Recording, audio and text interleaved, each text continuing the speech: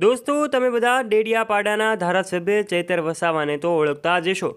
ચૈતર વસાવા જ્યારે છેલ્લા કેટલાય સમયથી ચર્ચામાં છે, ત્યારે નર્મદા જિલ્લાના રાજપીપળા ખાતે આવેલી એ કોર્ટ દ્વારા એમનો જે જામીન અરજી છે નામંજૂર કરવામાં આવી હતી. એમનો જેલવાસ લંબાયો હતો. ત્યારબાદ અનેક તસવીરો સોશિયલ મીડિયા પર ખૂબ વાયુવેગે ફેલાયેલી જોઈ શકાય છે. ત્યારે હવે મહાસંમેલનોની શક્યતા છે.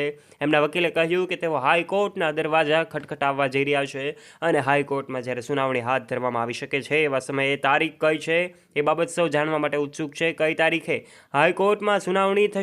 તો દોસ્તો, આજના વિડીયોમાં સમગ્ર બાબતે વાત કરીશું. માટે વિડીયોમાં આગળ વધીએ તે પહેલાં આપ અમારી યુટ્યુબ ચેનલ પર પહેલીવાર આવ્યા છો અને હજુ સુધી આપે અમારી યુટ્યુબ ચેનલને સબસ્ક્રાઇબ ન કરી હોય તો નીચે રહેલું બેલ આઇકન દબાવીને અમારી ચેનલને અવશ્ય સબસ્ક્રાઇબ કરી લેવાની જવાબદારી તમારી છે.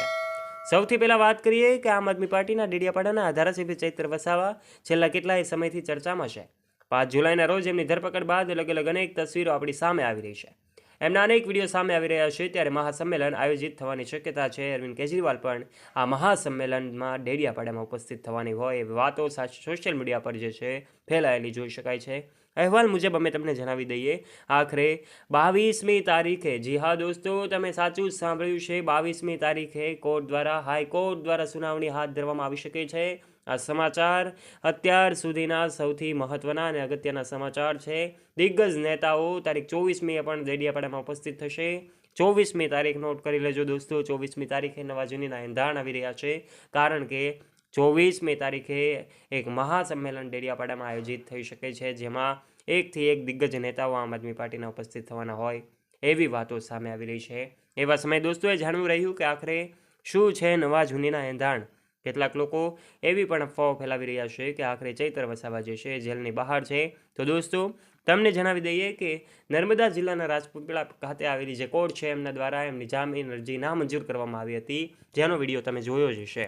અને લોકો એવું કહી રહ્યા છે કે તે બહાર છે, તો માની લેવી વાત ભૂલ ભરેલી છે, કારણ કે એમનો જેલવાસ જે છે એ લંબાયો હતો. ત્યારબાદ એમના વકીલે કહ્યું હતું કે તેઓ હાઈકોર્ટના દરવાજા ખટખટાવશે અને એને હાઈકોર્ટના દરવાજા ખટખટાવ્યા અને માફીની ઓફર મળી, પણ તેઓએ ઓફરને પણ ઠુકરાવી દીધી. હાઈકોર્ટમાં હવે 22મીએ સુનાવણી થવાની હોય ત્યારે સૌ લોકોની નજર એમના ઉપર છે.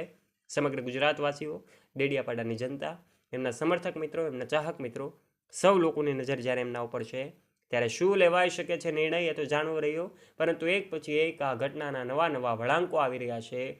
એવા સમયે અત્યાર સુધીના મહત્વના સમાચાર છે. આ 2 તારીખ નોટ કરી લેજો દોસ્તો. તારીખની 22 એટલે કે 22મી તારીખે હાઈકોર્ટ દ્વારા ચૈતર વસાવાની જામીન અંગે સુનાવણી હાથ ધરવામાં આવી શકે છે અને હવે 24મી તારીખે મહાસંમેલન ડેડિયાપાડામાં આયોજિત થવા જઈ રહ્યું છે. ત્યારે દોસ્તો, સમગ્ર હકીકત વિશે આજના વિડીયોમાં મેં તમને જણાવી દીધું છે કે ચૈતર વસાવાની શું છે અપડેટેડ માહિતી. દોસ્તો, ચૈતર વસાવા જ્યારે જેલની અંદર બંધ છે ત્યારે સૌ એમના સમર્થક મિત્રોમાં પણ ઘેરા રોષનો માહોલ છે. સૌ લોકો ઘેરા રોષમાં છે અને આગળ શું થઈ શકે છે એની કલ્પના લગાવવી મુશ્કેલ છે, કારણ કે અચાનક જ બનેલી આ ઘટના જે છે સોશિયલ મીડિયા પર ખૂબ વેગવંતી બની છે. ત્યારે દોસ્તો, આપને શું લાગે છે, 22 તારીખે થનારો નિર્ણય ચૈતર વસાવાના પક્ષમાં હશે કે પછી શું હશે? તમારા વિચારો નીચે કમેન્ટ બોક્સમાં કમેન્ટ કરીને આપ અવશ્ય જણાવજો. આશા રાખીએ છીએ તમને આજની આ માહિતી અને જ્ઞાનમાં વધારો થયો હશે. જો તમને વિડીયો ગમ્યો હોય તો વિડીયોને લાઇક કરજો. તમારા ફ્રેન્ડ્સ સાથે આ વિડીયોને શેર કરવાનું ના ભૂલતા.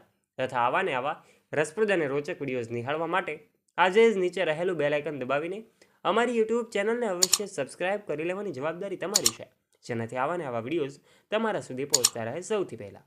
ધન્યવાદ.